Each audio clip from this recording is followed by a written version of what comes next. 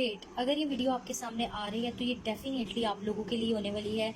आप लोगों का जो ऑरा है वो बहुत ही एक स्पेशल इम्पाथ का ऑरा है। ठीक है, इम्पाथ जो उनसे होते हैं इस दुनिया में, उनका पर्पस होता है लाइफ में। ठीक है, उनको बहुत ज़्यादा पेन देखनी पड़ती है अपने हर रिश्ते में, अपनी हर जगह पे, जहाँ भी वो चले जाएं उनको पेन से गुजारा जाता है फॉर पर्पस। ठीक है, अगर ये रीडिंग आप लोग के सामने आई है सो कीप वॉचिंग।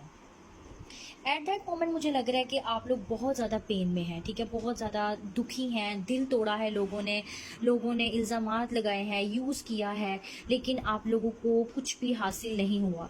लोगों ने बहुत ज़्यादा आप लोगों की उम्मीदें तोड़ी हैं। पहले उम्मीदें खुद पे दिला के फिर बाद में वो उम्मीद तोड़ दी। पहले खुद पे मान जता के वो चीज़ ख़त्म कर दी। आप लोग बहुत ज़्यादा हार्ट ब्रेक हुआ है आप लोगों का, बहुत ज़्यादा हार्ट ब्रोकन है। फॉर सम ऑफ यू मुझे ऐसी वाइब्स भी आ रही हैं जैसे आप लोगों को अपनी फैमिली से दुख मिला है, कुछ लोगों को बीमारी का दुख मिला है, कुछ लोग बचपन से ही बहुत ज़्यादा परेशान है।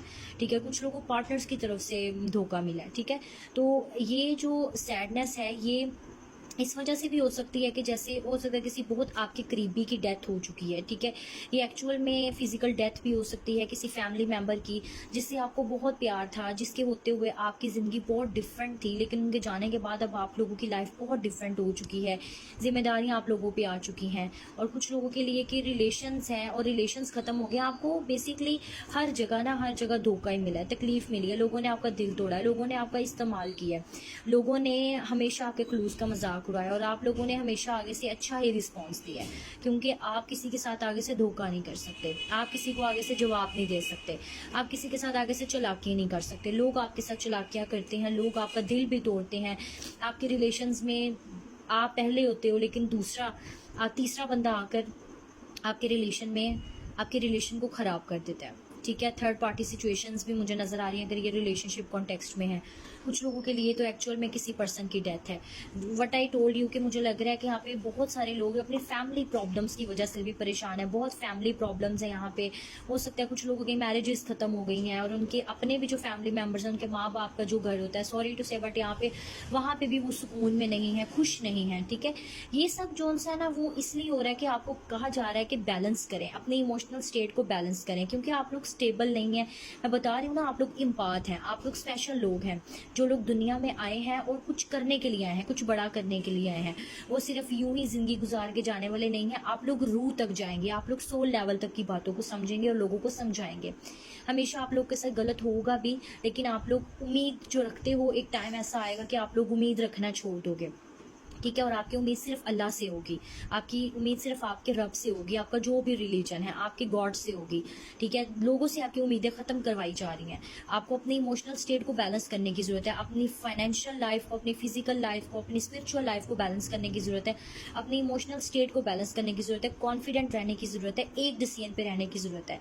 अपनी बाउंड्रीज बनाएं, लेकिन इस तरह की बाउंड्रीज के जिसमें आप लोग किसी का भी आगे से दिल ना दुखा दें, क्योंकि आप लोग हर्ट हैं, आप लोग झगड़ा करते हैं, आप लोग हो सकता है फ्रस्ट्रेट हो जाते हैं, तकलीफ में आ जाते हैं, झगड़ने लग जाते हैं लोगों के साथ, और लोगों के साथ में भी कभी कभी आपका कंपैरिजन भी आता है। फॉर सम ऑफ यू बड़ा वियर्ड मैसेज है कि आपको लगता है कि अगर कोई बंदा वहां से जादू करवा रहा है, कोई बंदा वहां से काम करवा रहा है, तो हम भी ये काम कर लेते हैं। ठीक है, हम भी अमल कर लेते हैं, हम भी ये स्पेल कर लेते हैं।